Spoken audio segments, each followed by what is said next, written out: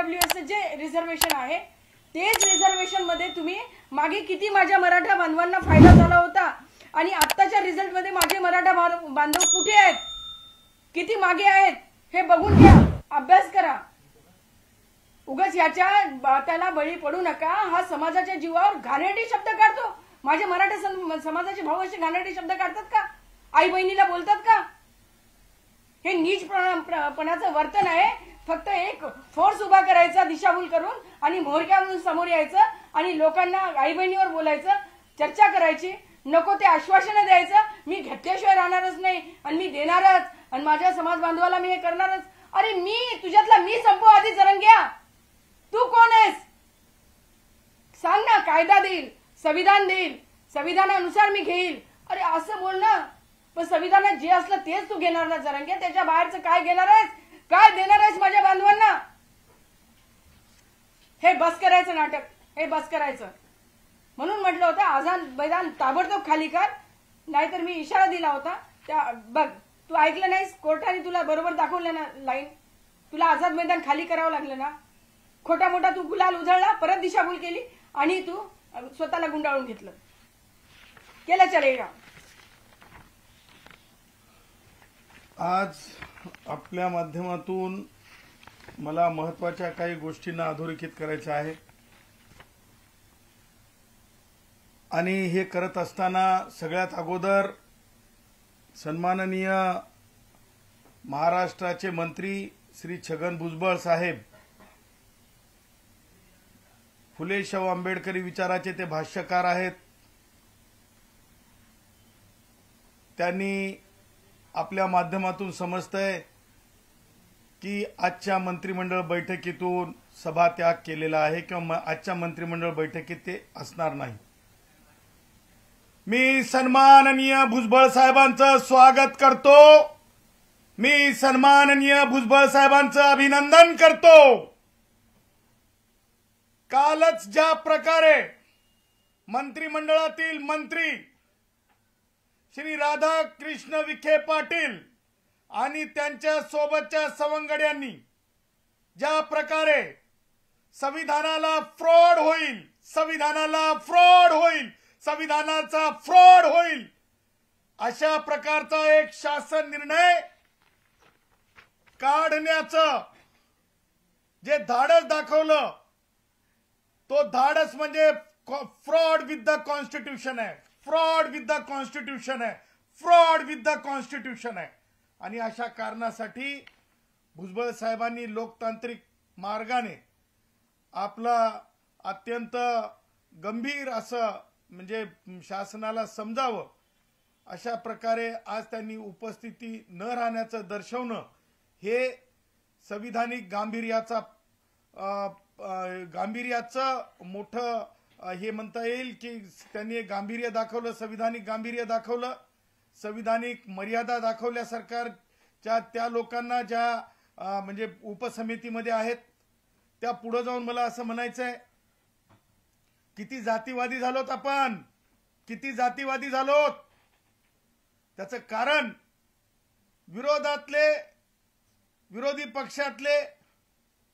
विरोधी पक्षातले सगळे मराठ्यांचे खासदार आमदार, सत्तेतले मंत्री मराठ्यांचे, सत्तेतले खासदार आमदार मराठ्यांचे, सगळे जर जातीच्या आधारावरच ठरवणार असतील,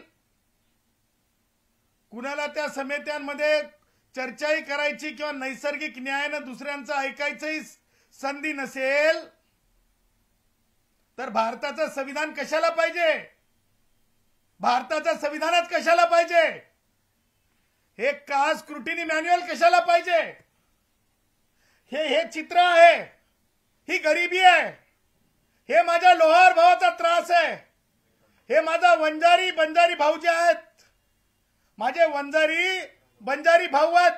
कसा ऊस चाळल्याच्या नंतर, कशा ऊसाची मोळी बांधल्याच्या नंतर, कशी गाडी भरताना ऊसाची, रात्रीला कसा सरप चावतंय, रात्रीला कसं पान लागतंय, ह्या त्या दुःखाच्या रेषा आहेत, ह्या कपाळावर पडलेल्या आठी आहेत. ह्या वयापर्यंत काम करावं लागतंय. ह्या वयापर्यंत माझ्या कुंभार भावाला लीद आणून कालवावं लागती मातीमध्ये, त्याच्यातून मडकं गाडगं बनवावं लागतंय. आपण शी म्हणतो, परंतु काम हे सोशल डिसेबिलिटी सोबत करावं लागतंय. माझा लोहार भाऊ, माझा घिसाडी भाऊ, हे सगळे जे माझे भाऊ आहेत, माझा कुणबी भाऊ, कोणते कुणबी आहेत हे तरी लक्षात ठेवा. कुणबीचा अर्थ डिक्शनरी मिनिंग काय? कुणबीचा डिक्शनरी मिनिंग शेती करणे. मग ब्राह्मण माणूस जर शेती करत असेल तर त्या काळामध्ये शेतकऱ्याला कुणबी म्हणलं जायचं. बौद्ध माणूस शेती करत असेल तर महार म्हणून, कुणबी म्हणून तो शेतीशी संबंधित आहे.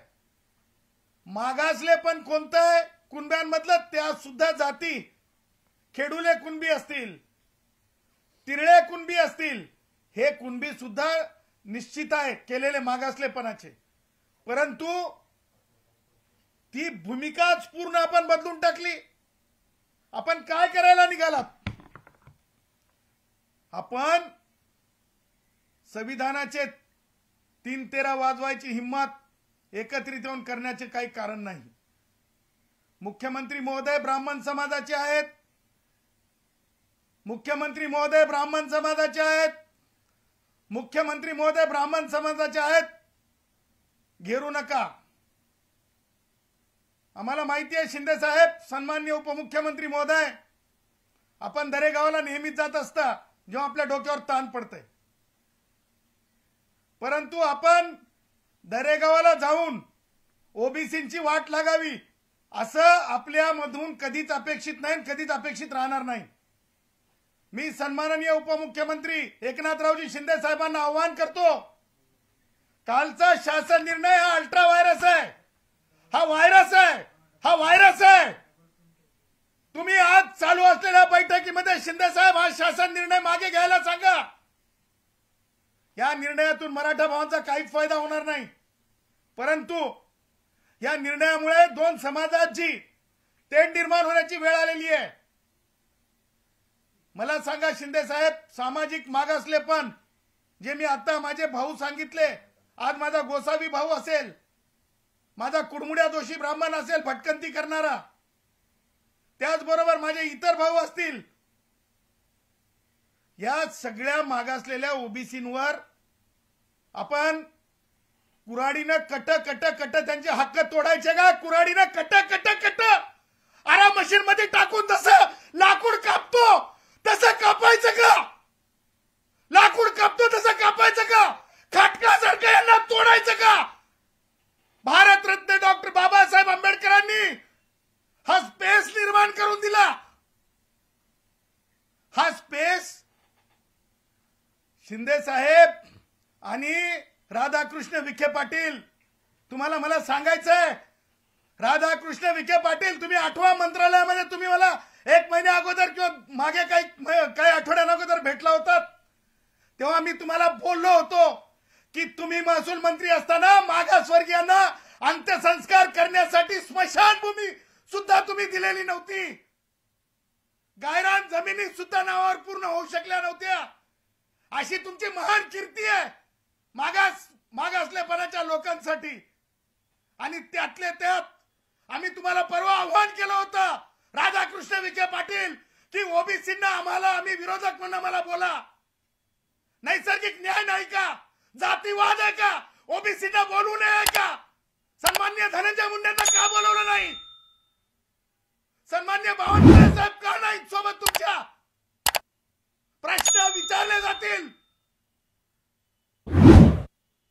पोट भरलेल्याला डेझर्ट देणं आणि कष्टकरी माझ्या ओबीसी, खऱ्या ओबीसींना त्यांच्या हातातला कुटका हिसकावून घेणं, हा द्रोह आहे, द्रोह, हा द्रोह आहे, द्रोह, हा द्रोह आहे, द्रोह.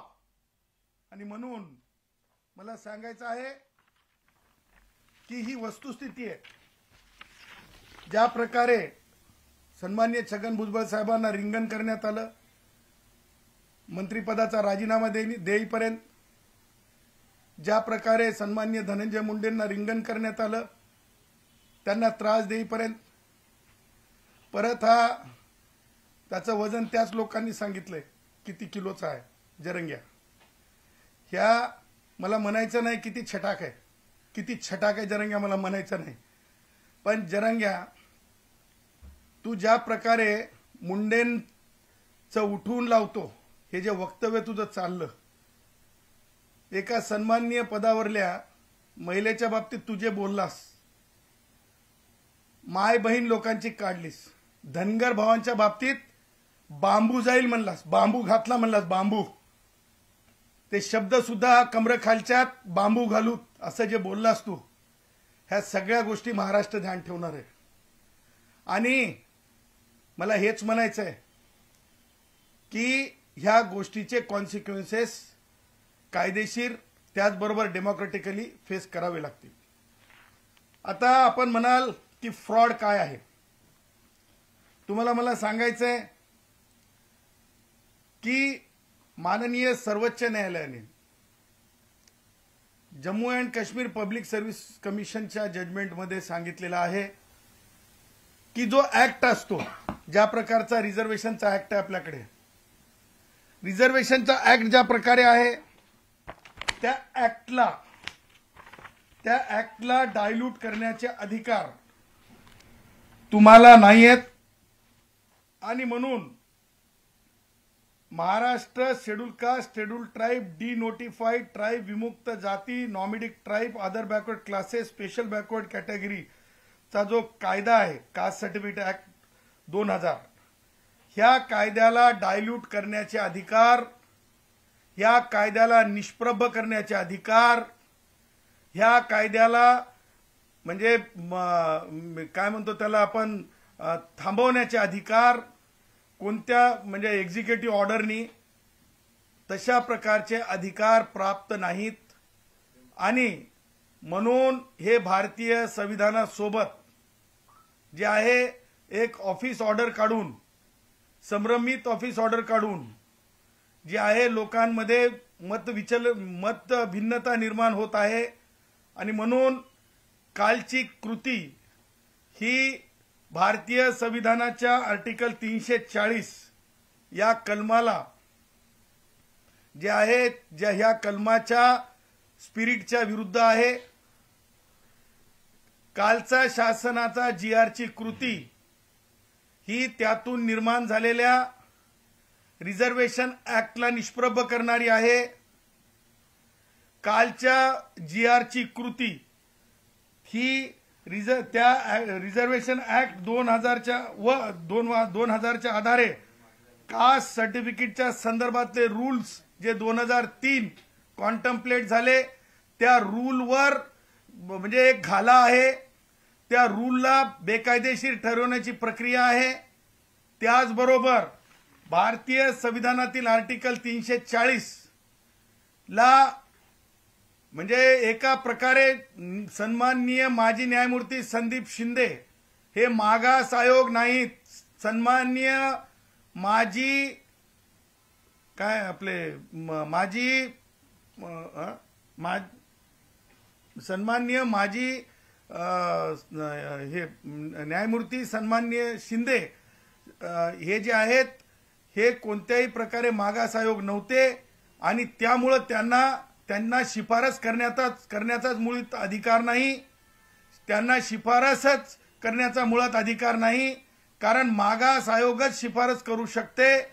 आणि त्यामुळं संदीप शिंदे न्यायमूर्ती निवृत्त यांनी जे काही चालवलेलं आहे, कारण शासन निर्णयामध्ये त्यांच्या नावाचा उल्लेख आलाय, त्यांच्या शिफारसींचा उल्लेख आलाय, त्या आधारे जर रूल मध्ये चेंज केला जात असेल तर माननीय माजी न्यायमूर्ती संदीप शिंदे यांच्या validity and sanctity of appointing as a committee ही येणाऱ्या काळात चॅलेंज केली जाईल.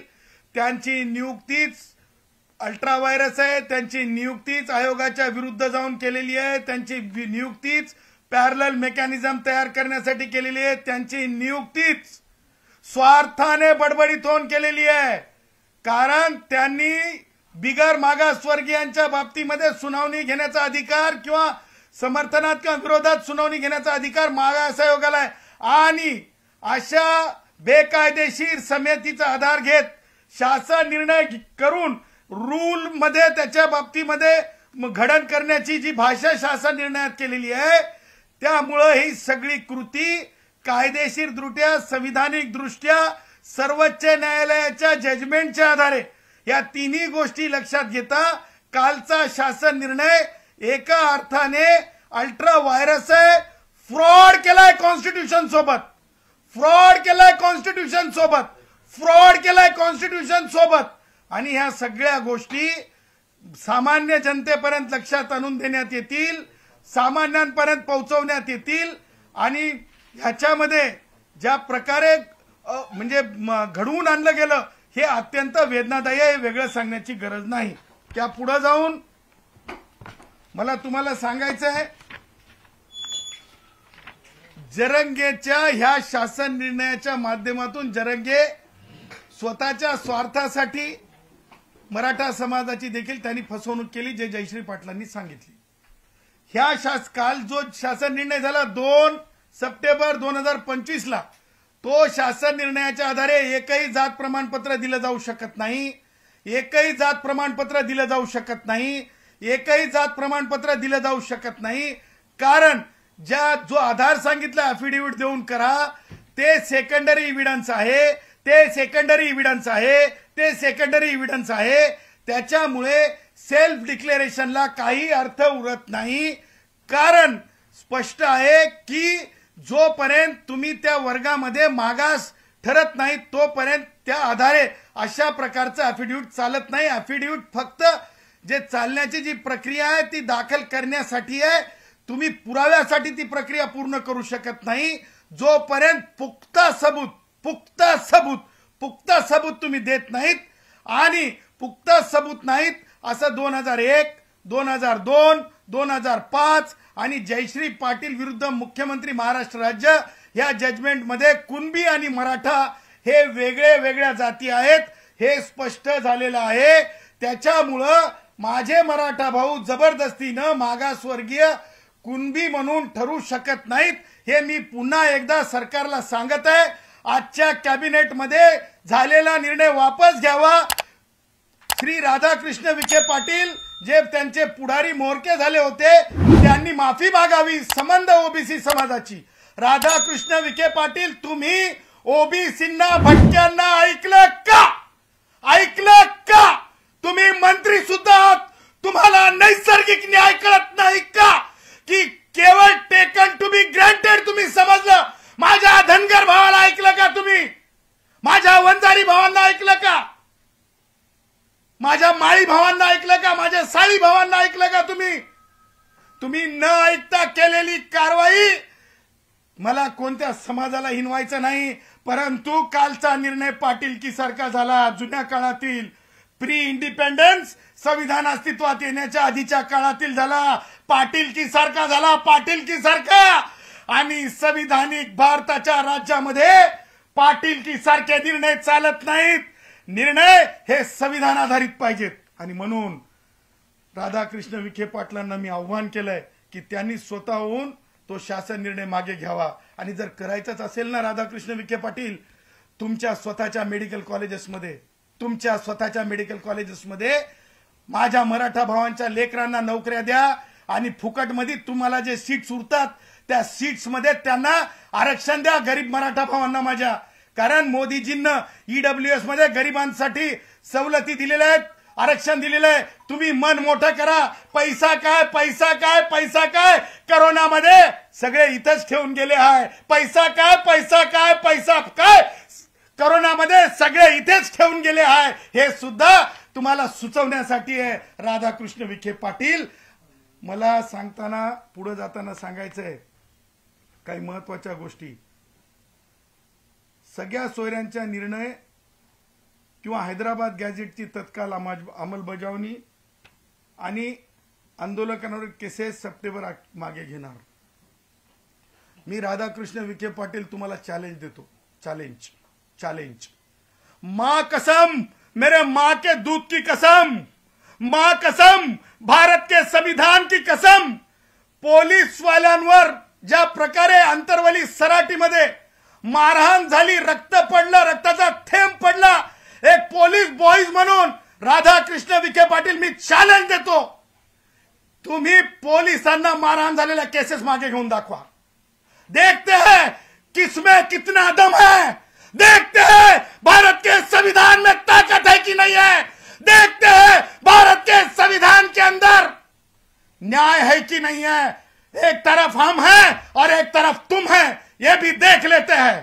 त्याच्यामुळं मी चॅलेंज देत आहे की केसेस मागे घेताना जर तुम्ही असा विचार केला पोलिसांवर हल्ल्याचा, त्या केसेस मागे घेतो सरसकट म्हणून, अरे छटाक वजनाला आहे की नाही, त्यांनीच वजन सांगितले त्या जरंग्याचे, किती छटाक आहे ते माहित नाही आम्हाला, पण कुणीतरी येऊन बोलणार.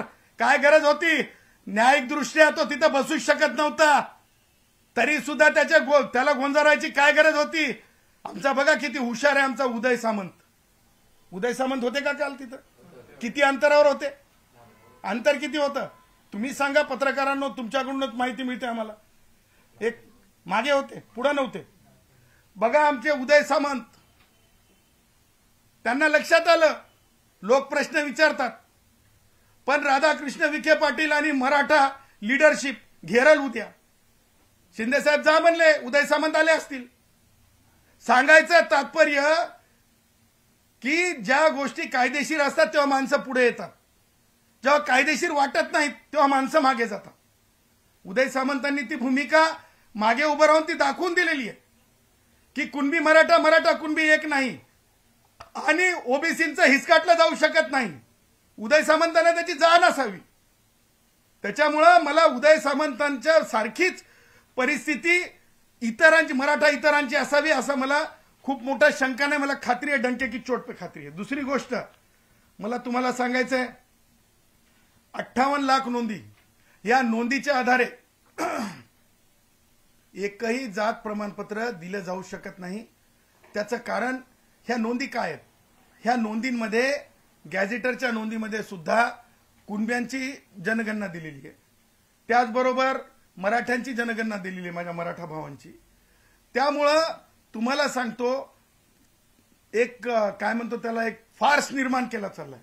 ह्या नोंदी म्हणजे आरक्षण, ह्या नोंदी म्हणजे मागासलेपण, ह्या नोंदी म्हणजे काय म्हणतो त्याला आपण, ह्या नोंदी म्हणजे सवलती. अशा प्रकारे काहीही नाही. सर मला महत्वाची गोष्ट तुम्हाला सांगायची आहे, ह्या सगळं कुभांड राष्ट्रवादी काँग्रेसचे वयोवृद्ध पुढारी शरद पवार यांच्या राजकारणाचा कायम हिस्सा राहिलेला आहे. Instability Wien not in power, instability Wien not in power, हे नेहमी राष्ट्रवादी काँग्रेसचे वयोवृद्ध पुढारी शरद पवार किंवा काँग्रेस यांची कलाकारी राहिलेली आहे.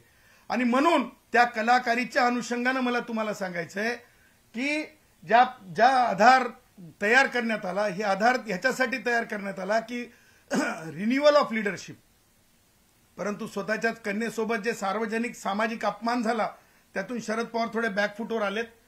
आणि तुम्हाला सांगतो हे सगळं करण्यामागचं कुभांड असं आहे, मराठा डोक्यांमध्ये काही, सगळे मराठा भाऊ माझे चांगले आहेत, परंतु मराठा लिडरशिपचे जे डोके आहेत, जे प्रत्येक गावामध्ये एक एक असा बसलेला माणूस आहे, शुगर लॉबीच्या माध्यमातून, सहकाराच्या माध्यमातून, बँकेच्या माध्यमातून, हे डोके असे आहेत की उद्या ओबीसी म्हणलं तरी सरपंच आपलाच राहिला पाहिजे आणि ओपन म्हणलं तरी सरपंच आपलाच राहिला पाहिजे, उद्या आणखीन काहीतरी म्हणलं तरी सरपंच आपलाच राहिला पाहिजे, आपल्या घरातच राहिला पाहिजे. ह्यासाठी तुम्हाला सांगतो, खऱ्या ओबीसींना जे राजकीय आरक्षण दिलंय ते आरक्षण पूर्णतः तुम्हाला सांगतो नेस्तानाबूत. ते आरक्षण ओबीसींसाठी जे खरे कुणबी असतील किंवा म्हणजे इतर जे ओबीसी घटकामध्ये जे समूह येतात त्या सगळ्या समूहांवर एक घाला आहे, एक अत्याचार आहे. आणि मी तर म्हणेल हे देऊन येणाऱ्या निवडणुकांमध्ये, स्थानिक स्वराज्य संस्थेच्या निवडणुकांमध्ये ओबीसींचं बी जाळायचं काम आहे. ओबीसींना नुसतं नेस्तानाबूत नाही, बी करपून टाकायचं काम आहे. तुम्ही शिल्लकच राहिले नाही पाहिजे असं म्हणण्याचं काम आहे. अरे बी करपायला निघालात, पुढाकार घेताय. अरे सामान्य माणसाला ज्या आरक्षणातून एक श्वास घेण्याची संधी, मेकॅनिझम मध्ये जाण्याची संधी आहे, ते बी करपायला निघालात तुम्ही संविधानाची तरी लाज राखायला पाहिजे असे निर्णय घेताना, संविधानाची तरी लाज राखायला पाहिजे असे निर्णय घेताना. आणि म्हणून तुम्हाला पुढे जाऊन मला सांगायचंय, आंदोलनात मरण पावलेले तुम्हाला सांगतो, आंदोलनात मरण पावलेल्यांना तुम्ही आर्थिक मदत काय द्यायची ते नंतर ठरवा, आधी जरंगेला जेलमध्ये धाडा. सोलापूरच्या प्रकरणामध्ये आणखीन जरंगेवर एफआयआर होत नाही. आमच्या एका कष्टकरी कुटुंबातील एका लेकरू जे ओबीसीतून येते त्या लेकराचा खून कसा झाला ते बघा.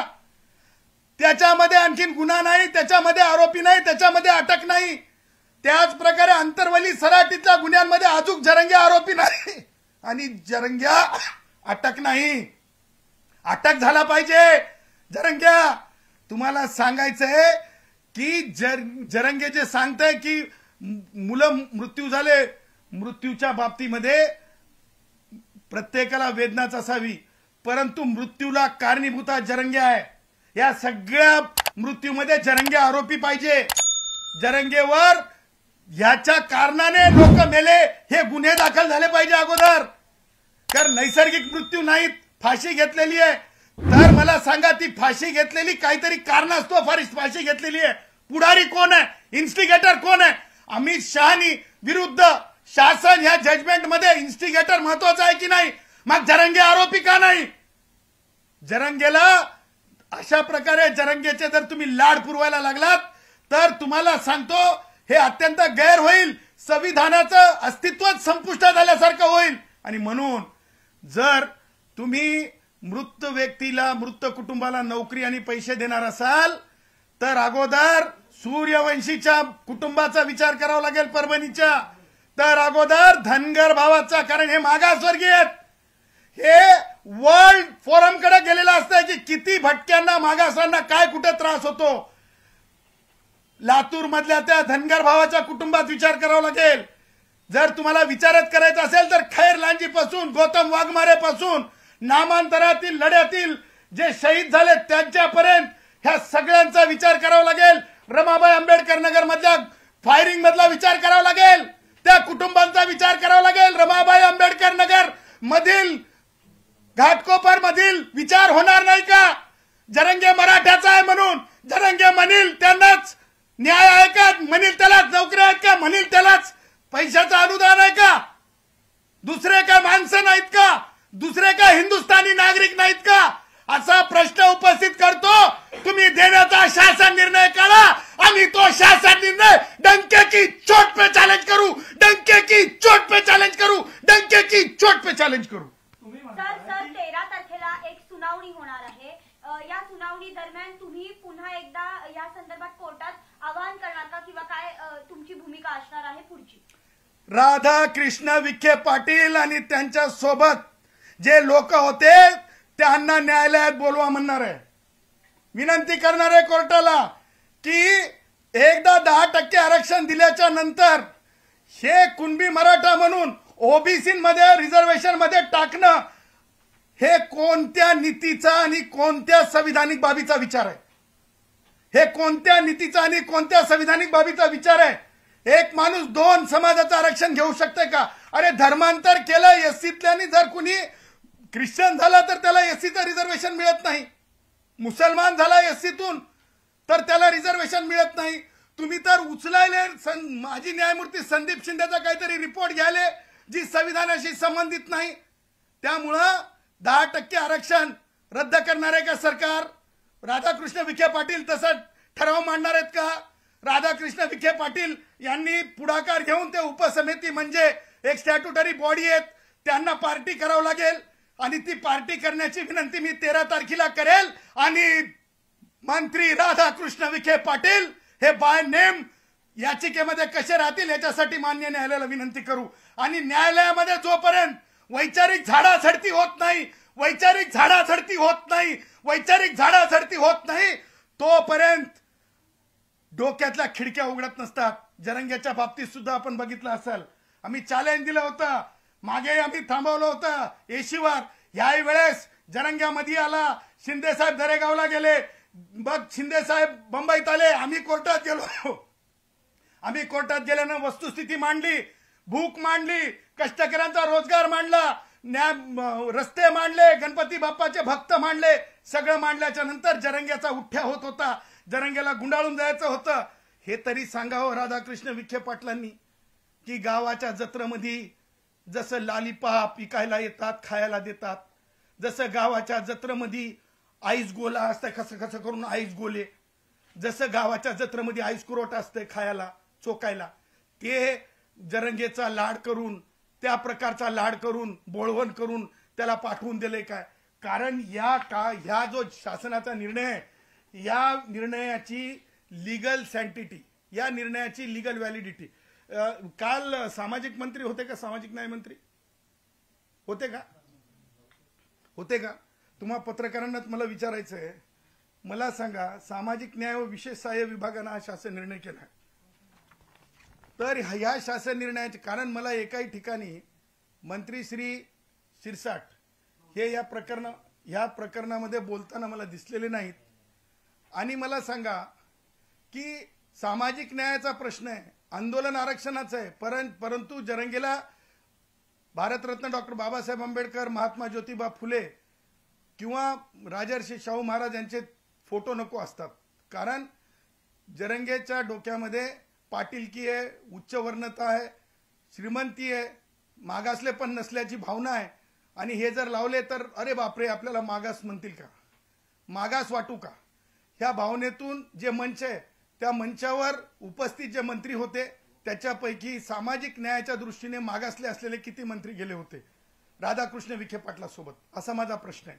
आणि जर ह्या खात्याचा मंत्री मागासवर्गीय समाजाचा आहे म्हणून त्या मंत्र्यांना विचारात घेण्यात आलं का, विचारात घेण्यात आलं तर कशा स्वरूपात विचारात घेण्यात आलं, काय फाईलची मुवमेंट झाली, हे शासन निर्णय करताना ह्या सगळ्या प्रश्नांचं उत्तर जे आहे आम्हाला राधाकृष्ण विखे पाटलांकडून अपेक्षित आहे.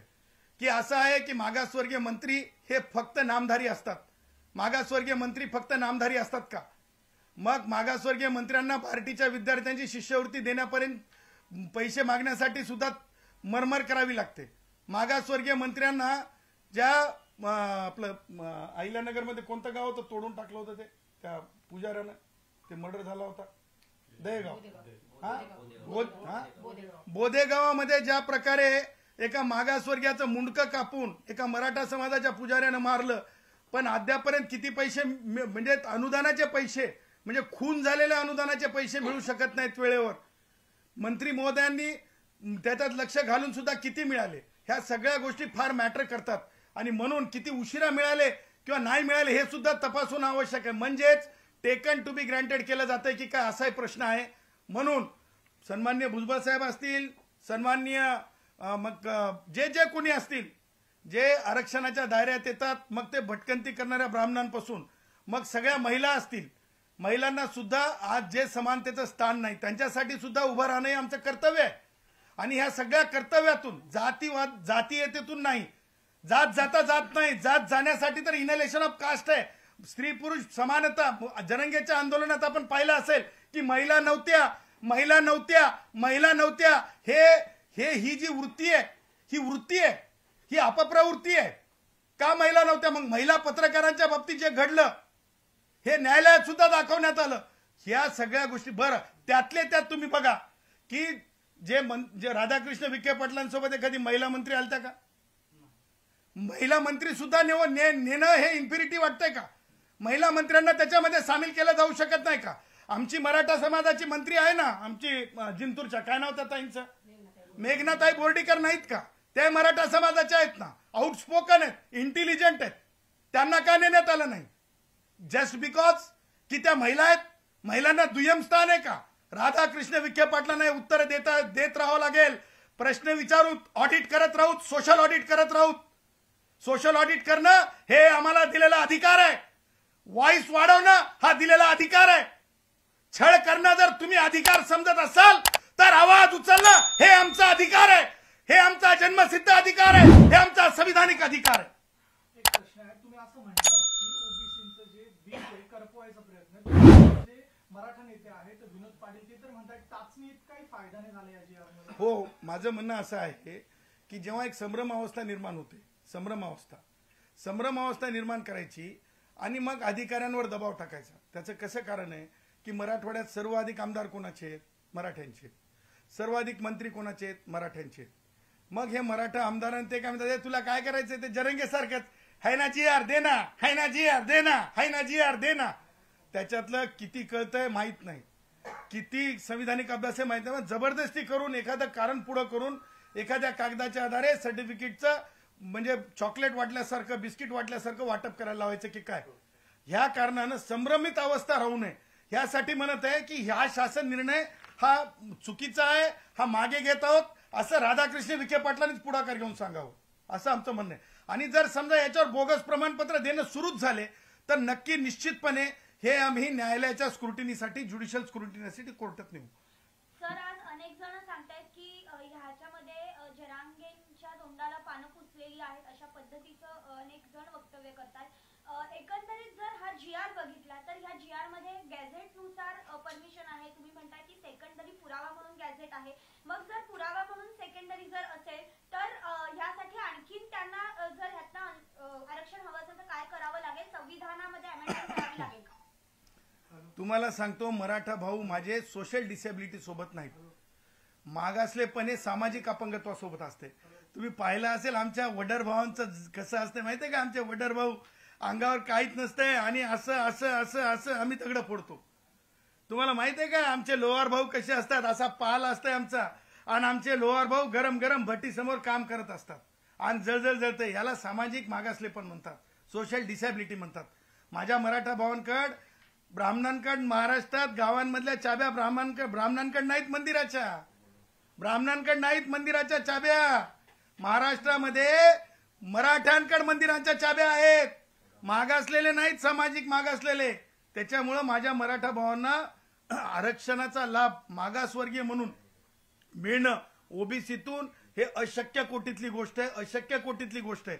आणि राहिला प्रश्न जरंगेच्या तोंडाला पाणी पुसलं, मी तुम्हाला सांगतो मुद्दा आहे संभ्रम अवस्थेतून काहीतरी मिळवणे हा आहे. आणि खऱ्या अर्थानं जरंगेला गुंडाळून तर काय बेकायदेशीर असल्यामुळे कोर्टानं सांगितलं होतं 3 वाजताच गुंडाळून जाय म्हणून, 3 वाजता गुंडाळून जाय म्हणून, 3 वाजता गुंडाळून जाय म्हणून. हे कधी सांगितलं होतं कोर्टाने? 3 वाजेपर्यंत जायला सांगितलं होतं. मी तर त्याच्या पुढे जाऊन म्हणतो जरंगेनं कातडी बचावण्यासाठी मराठा मंत्र्यांना एकत्र केलं आणि काहीतरी माझ्या हातात द्या ज्याच्यामुळे मला पुन्हा एकदा गुलाल उधळता येतील, काहीतरी माझ्या हातात द्या म्हणजे गुलाल उधळता येतील. हे गुलाल उधळून घेतला. परंतु ह्या चुकीच्या कागदाच्या आधारे कोणीही महसूल अधिकाऱ्याने सेकंडरी एव्हिडन्सच्या आधारे कोणीही महसूल अधिकाऱ्याने नायब तहसीलदारांनी डेप्युटी कलेक्टरनी कास्ट स्क्रुटिनी ऑफिसरनी या शासन निर्णयाच्या सोल आधारे कोणत्याही माझ्या मराठा भावांना कुणबी या वर्गात नेऊन बसवू नये, माझ्या मराठा भावांना कुणबी या वर्गात नेऊन बसवू नये असं मी त्यांना आव्हान करतो. कारण ते परसे इलिगल ठरतंय, परसे इलिगल ठरतंय. काल जे शासन GR काढण्यात आलं त्या GRच्या विरोधात तुम्ही कोर्टात जाणार आहात का, कधी कोर्टात जाणार आहात आणि कशा प्रकारे हे चॅलेंज करणार? बघा, हे शासन निर्णय तर आमच्या ढोबळ म्हणजे गुराखी भाषेमध्ये हे जरंगेला आईस्क्रीट खायला दिल्यासारखं आहे. हे शासन निर्णय तर आमच्या गुराखी भाषेमध्ये जरंगेचा चमडी बचाव कार्यक्रम आहे. हे शासन निर्णय तर आमच्या गुराखी भाषेमध्ये जत्रेमध्ये ज्या प्रकारे आईस गोळे खायला मिळतात तसा आईस गोळा दिलेला आहे त्याला खायला. थंडा थंडा कूल कूल, थंडा थंडा कूल कूल, थंडा थंडा कूल कूल करून जरंगेला धाडलेलं आहे. त्याच्यामुळे या शासन निर्णयाच्या आधारे हे धाडण्यासाठी होतं. गावाकडे धाडण्यासाठी, जरंगेला गावाकडे धाडण्यासाठी शासन निर्णय आला हो आला, शासन निर्णय आला हो आला. जरंग्याला गावाकडे धाडण्यासाठी, जरंग्याला गावाकडे धाडण्यासाठी शासन निर्णय आला हो आला, आला हो आला. चॉकलेट देऊन गेला, आईस्क्रोट चारून गेला, चॉकलेट देऊन गेला, आईस्क्रोट चारून गेला. काल जी सुनावणी सुरू होती ती अद्याप देखील सुरू आहे. आता कोर्टाने म्हटलेलं आहे की जी मुंबईमध्ये आंदोलक आले त्यामुळे जी मालमत्ताची नासधूस झाली त्याला कोण जबाबदार? हे माननीय सर्वोच्च न्यायालयाने अमित शहानी विरुद्ध महाराष्ट्र शासन या खटल्यात अगोदरच सांगितलेलं आहे. आणि त्या अर्थानं आज जरंग्या तिथून उठून गेलेला असल्यामुळं आणि जरंग्यावर कारवाई करणं अभिप्रेत असल्याने आमची तक्रार त्या जरंग्यावर FIR करा म्हणून आहे. जरंगेच्या खिशातून ते पैसे वसूल झाले पाहिजे जे GDP लॉस होत असते. ते अमित शहानीच्या जजमेंटमध्ये आहे, आमच्या IA मध्ये आहे. परंतु आज जरंग्या तिथून गेले असल्यामुळे जरंगेला ॲफिडेव्हिट फाईल करावं लागेल, जरंगेला पुढं त्या गोष्टीला सामोरं जावं लागेल. ह्या सगळ्या गोष्टी न्यायिक प्रक्रियेच्या आहेत आणि त्याला थोडा काळ लागेल. परंतु उद्धव ठाकरे असेल, संजय राऊत असेल, राष्ट्रवादी काँग्रेसचे वयोवृद्ध पुढारी शरद पवार असतील, माझी बहीण सुप्रियाताई असेल, त्याचबरोबर जे तिथं भेटायला गेले, बडेजाव केला, कुर्मे सलाम केला, त्या सगळ्यांकडून जरंगेला सिंपथायझर म्हणून सगळ्यांच्या खिशातून वसुली सुद्धा होऊ शकते. कारण असं मान्य सर्वोच्च न्यायालयाचे निरीक्षण आहे. एका बाजूला तुम्ही म्हणताय की हे कोर्टात टिकणार नाहीये, दुसऱ्या बाजूला भाजपचे नेते म्हणतायत की मराठा समाजाला फडणवीसांनी न्याय दिला याच्यातून. मला एक सांगा, सिंपल गोष्ट आहे, कोण म्हणलंय ते नाव सांगा मला. बघा ऐका, मला तुम्हाला हे सांगायचंय की